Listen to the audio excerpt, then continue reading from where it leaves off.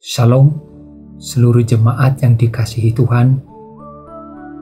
Mari kita menghampiri Tuhan di dalam saat teduh pagi ini, hari Sabtu, tanggal 25 Mei 2024, dengan satu tema, Roh Kudus dan Hati Nurani. Namun sebelumnya, mari kita berdoa. Ya Tuhan,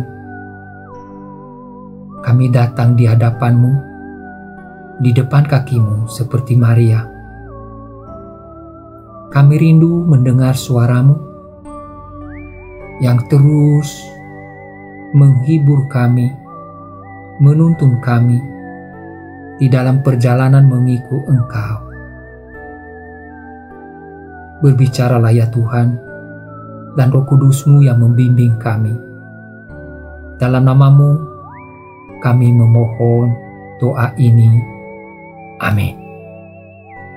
Bapak, Ibu, dan Saudara yang dikasihi Tuhan, kita membaca satu bagian firman yang terambil di dalam Kisah Para Rasul, pasal 5, ayat 1-11, yang pernah kita baca dan kita baca kembali. Demikian firman-Nya. Ada seorang yang lain yang bernama Ananias. Ia beserta istrinya Safira menjual sebidang tanah. Dengan setahu istrinya, ia menahan sebagian dari hasil penjualan itu, dan sebagian lain dibawa dan diletakkan di depan kaki rasul-rasul. Tetapi Petrus berkata, Ananias,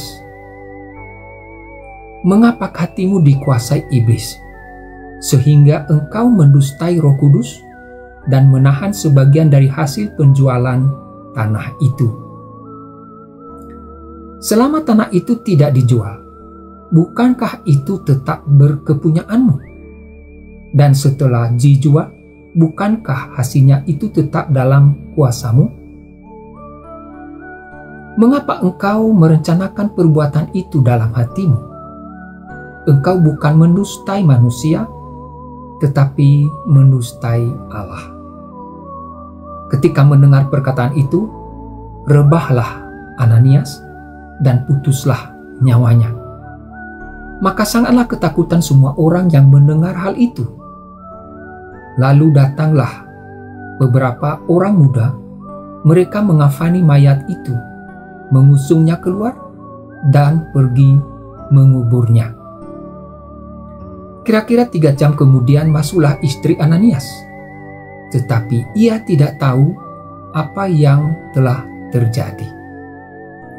Kata Petrus kepadanya, katakanlah kepadaku, dengan harga sekiankah tanah itu kamu jual?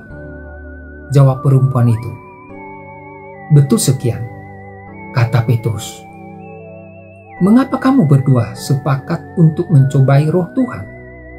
Lihatlah, orang-orang yang baru mengubur suamimu berdiri di depan pintu, dan mereka akan mengusuk engkau juga keluar. Demikian pembacaan firman Tuhan. Bapak, Ibu, dan Saudara yang dikasihi Tuhan, mungkin pernah kita mendengar orang bersaksi sama dengan apa yang dialami oleh Ananias dan Safira. Di sebuah WA, saya membaca cerita seorang yang mengungkapkan begini.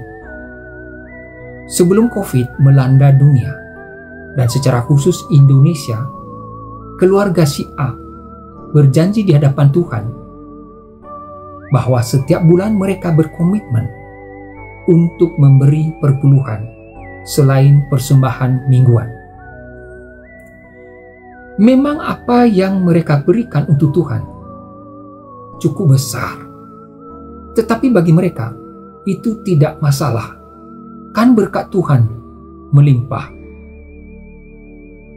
Tetapi ketika COVID melanda dunia dan ekonomi hancur-hancuran, perpuluhan bahkan persembahan yang mereka komitmenkan kepada Tuhan jadi pudar.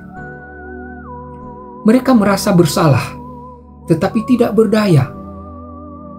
Dalam pergumulan yang dihadapi oleh Ananias dan Safira, serta orang Kristen dari bacaan di atas, sering melibatkan Roh Kudus dan hati nurani kita. Sebagai orang percaya, semestinya kita tidak boleh melawan suara Roh Kudus yang memakai hati nurani untuk menggerakkan dan menuntun kita. Dia Allah yang memampukan kita melakukan apa yang diperintahkannya. Apakah itu juga yang menjadi pergumulan Anda dan saya? Mari kita berdoa. Bapa,